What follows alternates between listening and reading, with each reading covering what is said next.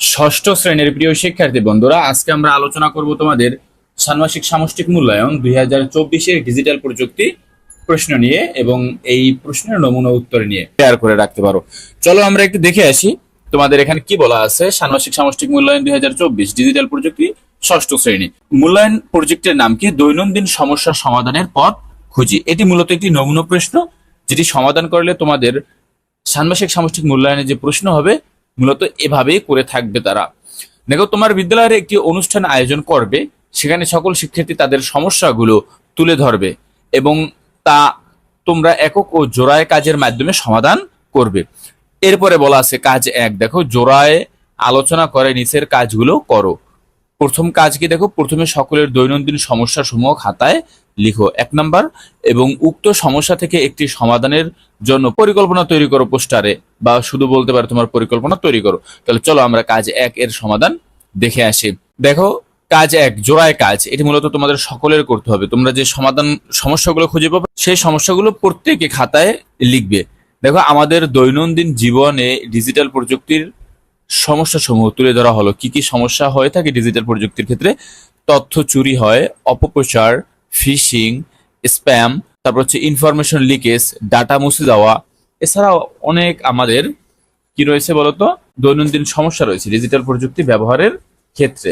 সেগুলো যদি বলা হয় যে ব্যক্তিগত আইডি হ্যাক, তোমরা তা উল্লেখ করতে পারো। ব্যক্তিগত আইডি হ্যাক, তথ্য চুরি, তাই না?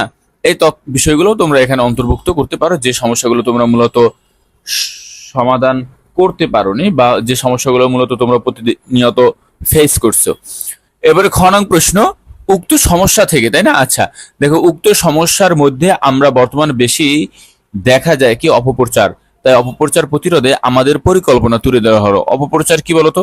দেখো, অপপ্রচারের খাতসমূহ চিহ্নিত করা, অর্থাৎ অপপ্রচার হয়ে থাকে কোন কোন মাধ্যমগুলোতে, এগুলো আগে চিহ্নিত করতে হবে, বা কোন কোন ওয়েবসাইট থেকে মূলত অপপ্রচার চালিত হচ্ছে ওই বিষয়গুলো তোমাকে লক্ষ্য রাখতে হবে আগে।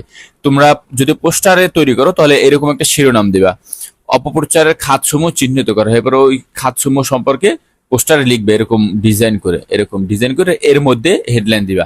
এবার আবার ধরো এরকম একটা ডিজাইন করতে পারো তোমরা।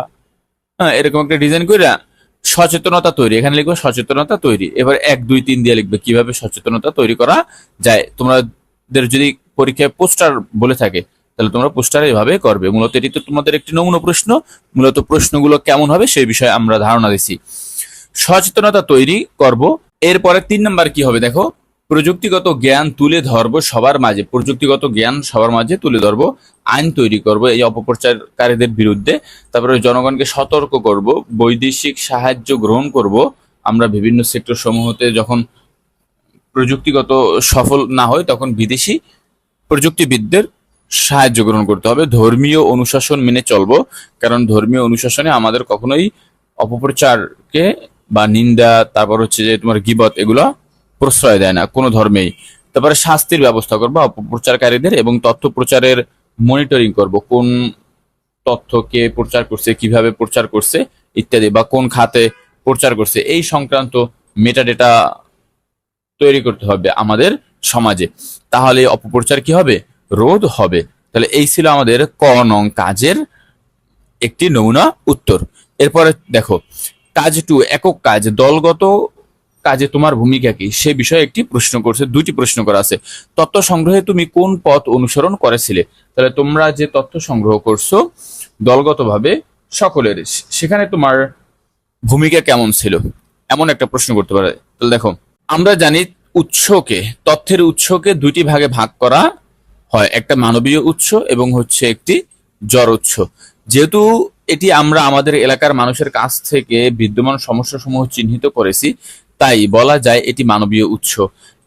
আবার এটি আমরা জরিপ ও সংবাদ আকারে প্রকাশ করতে চাই, সকলের মাঝে জানাতে চাই আমাদের এলাকায় কোন কোন তথ্য বেশি ঝুঁকিপূর্ণ রয়েছে, বা আমাদের এলাকার মানুষের কোন কোন তথ্য ঝুঁকি রয়েছে সে বিষয় সম্পর্কে। অর্থাৎ এটিকে বিশ্লেষণ করা হয়, তাই এক্ষেত্রে এটিকে আমরা প্রাথমিক উৎস হিসেবেও ব্যবহার করছি।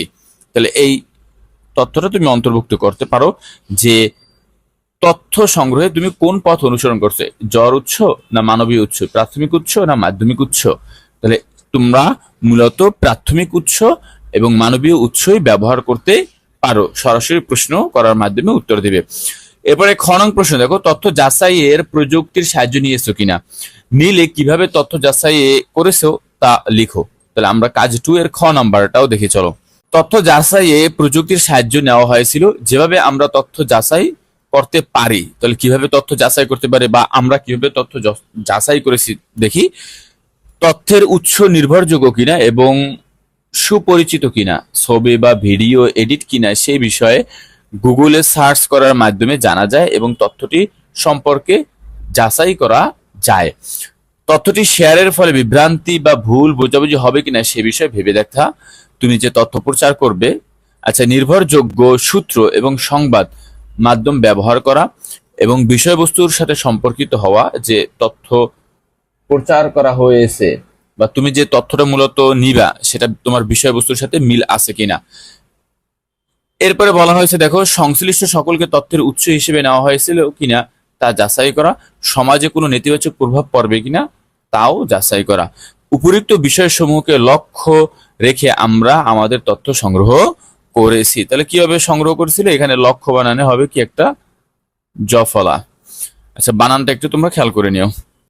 এবার আমরা 3-এ যাই। দেখো কাজে 3, ভুল তথ্য কিভাবে সমাজে ছড়িয়ে পড়ে এবং প্রতিরোধে তোমার করণীয় কি। ভুল তথ্য কিভাবে সমাজে ছড়ায় আর সেটা প্রতিরোধে তোমার করণীয় কি। ক নম্বর প্রশ্ন। চলো আমরা ক নং প্রশ্নের উত্তর দেখে আসি। তথ্যের সঠিকতা যাচাই করতে না পারলে তথ্য ভুলভাবে প্রচারিত হতে পারে। আবার অনেক সময় কিছু স্বার্থান্বেষী মহল ইচ্ছা করে সমাজে ভুল তথ্য প্রচার করে, যা সমাজে বিভ্রান্তি তৈরি করে, যার ফলে মানুষ প্রতারিত হয়। এই তথ্য প্রচারে তারা বিভিন্ন মাধ্যম ব্যবহার করে থাকে, যেরকম সোশ্যাল মিডিয়া, পত্রিকা, ব্যানার, মোড়ক, লিফলেট ও যোগাযোগ মাধ্যম বিভিন্ন। এরা সুসংঘবদ্ধ চক্র হয়ে কাজ করে। আচ্ছা, তাহলে দেখো কিভাবে তথ্য ভুলভাবে প্রচারিত হয় তা আমি তো এখানে বলে দিলাম। তথ্য এইভাবে ভুলভাবে প্রচারিত হয় এবং প্রতিরোধে কি করণীয়। উক্ত ভুল তথ্য প্রচার প্রতিরোধে নিম্নোক্ত পদক্ষেপ নেওয়া যেতে পারে বা গ্রহণ করা যেতে পারে। প্রথমে তথ্য যাচাই করে দেখতে হবে, তারপর বিশ্বাসযোগ্য উৎস থেকে তথ্য নেওয়া হয়েছে কিনা তা দেখতে হবে। লোভনীয় অফারে আকৃষ্ট হওয়া যাবে না। তারপরে অন্য উৎস থেকে তথ্যটি যাচাই করা। তুমি যে উৎস থেকে এই তথ্যটা নিছো, এই উৎস বাদে অন্য উৎস থেকে খোঁজা আসলে অন্য জায়গায় এরকম তথ্য প্রচার হচ্ছে কিনা। আইনি সহায়তা নেওয়া বা আইন প্রয়োগ করা এবং প্রযুক্তিগত জ্ঞান লাভ করা, যার ফলে তুমি কি তথ্য যাচাই করতে পারবে। এর জন্য প্রযুক্তিগত জ্ঞানও লাভ করতে হবে। তাহলে তুমি কিভাবে তথ্য কিভাবে ভুলভাবে প্রচারিত হয় এটাও বলা হলো এবং কিভাবে প্রতিরোধ করা যায় তাও বলা হলো। এরপরে খ নং প্রশ্ন দেখো, তথ্য ব্যবহারের সঠিকতা যাচাই শিরোনামে একটি প্রতিবেদন লিখো। মনে রাখবা তোমাদের কিন্তু এই প্রতিবেদনটা আসবে এরকম। প্রতিবেদন তৈরি। খ নম্বরে প্রতিবেদনের শিরোনাম তথ্য ব্যবহারের সঠিকতা যাচাই। তৈরির সময় 20 জুলাই, তোমাদের এটি 20 তারিখ পরীক্ষা হবে। প্রতিবেদনের সময় ধরো সকাল 11টায় তোমরা শুরু করবা। তাহলে এখন আমরা প্রতিবেদনটা কি লিখতে পারি। ক বিদ্যালয়, তুমি তোমার বিদ্যালয়ের নাম লিখবে। এখানে বিদ্যালয়ের আয়োজন তথ্য ব্যবহারের সঠিকতা যাচাই অনুষ্ঠিত। জহির খান প্রতিবেদক, এখানে তুমি ঢাকা এত এত, বা তুমি তোমার নাম লিখবে। এখানে তুমি তোমার নাম লিখবা। ঢাকা জেলা ক উচ্চ বিদ্যালয়, মানে তুমি তোমার স্কুলের নাম লিখবা। গত 20 জুলাই 2024 রবিবার বিদ্যালয়ের ষান্মাসিক সামষ্টিক মূল্যায়ন। তোমাদের কিন্তু রবিবার পড়বে না, মূলত এটা শনিবার। এই 20 তারিখ কি হবে বলতো, শনিবার। মূল্যায়ন পরীক্ষা ডিজিটাল প্রযুক্তি নিরাপদ ব্যবহার সম্পর্কিত অনুষ্ঠান আয়োজিত হয়েছে। আমরা যদি তথ্য যাচাই করতে পারি তাহলে সমাজের ভুল তথ্য ছড়াতে পারবে না। তাই প্রথমে আমাদের তথ্যের ধরন সম্পর্কে জানতে হবে কবে, কখন, কোথায় প্রচারিত হয়েছে। প্রযুক্তিগত জ্ঞান লাভের মাধ্যমে আমরা ভুল তথ্য প্রতিরোধ করতে পারি। দেখো, সাথে সাথে আমাদের সমাজে বিদ্যমান সমস্যা সমাধানের কাজ করা হচ্ছে। যারা কাজ করে যাচ্ছে তাদের সঠিক তথ্য দিয়ে সাহায্য করতে হবে, যে এই ব্যক্তি অমুক তথ্যটা ছড়াইছে ইত্যাদি, এই সম্পর্কিত আলোচনা। আমরা ডিজিটাল তথ্য যাচাই করা বা বিদ্যালয় থেকে শিখতে পেরে আনন্দিত। তাহলে আমরা তথ্য কিভাবে ভুলভাবে প্রচারিত হয় তা বিদ্যালয় থেকেই শিখেছি। এই বিষয়ে আমরা এই কারণে আমরা সবাই আনন্দিত। প্রতিবেদন